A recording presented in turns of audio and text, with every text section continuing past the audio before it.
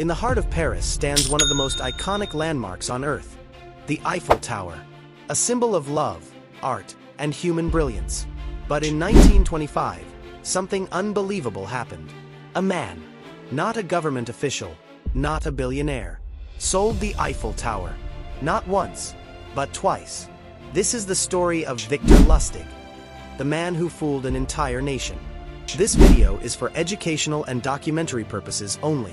It does not promote or glorify crime or illegal behavior. Victor Lustig wasn't your typical criminal. He was elegant, polite, and dangerously intelligent. Born in Austria-Hungary in 1890, he grew up fascinated by wealth and how easily people could be controlled by it.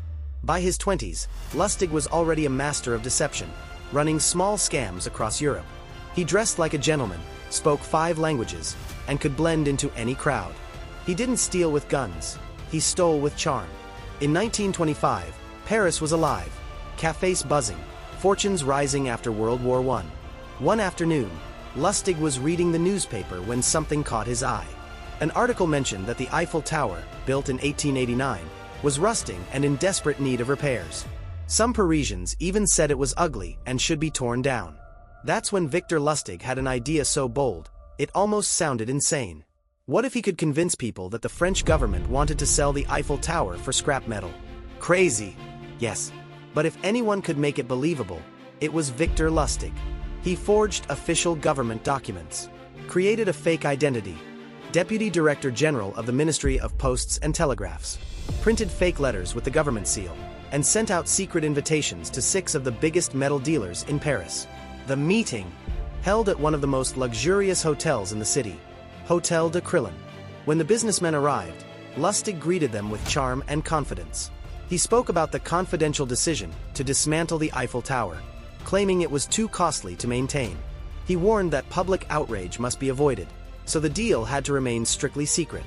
And they believed him.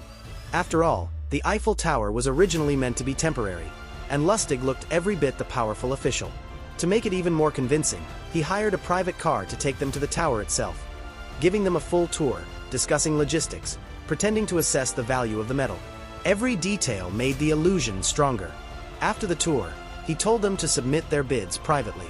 But Lustig had already chosen his target, André Poisson, an ambitious but insecure businessman desperate to prove himself. Sensing weakness, Lustig invited Poisson to a private meeting. He whispered that, for a small personal consideration, he could guarantee Poisson won the contract. In other words, a bribe. Poisson, eager to seal the deal, handed over an envelope full of cash.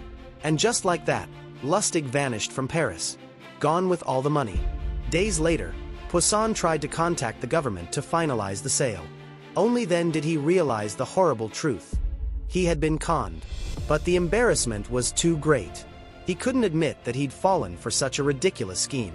So he kept silent. No report, no headlines, no trace. Lustig had pulled off the impossible and gotten away clean. Months later, he did the unthinkable. He came back to Paris and tried the exact same scam again.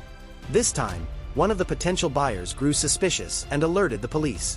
But before they could arrest him, Lustig was gone. Vanished again like smoke. Eventually, Lustig crossed the Atlantic to America and kept conning his way through life.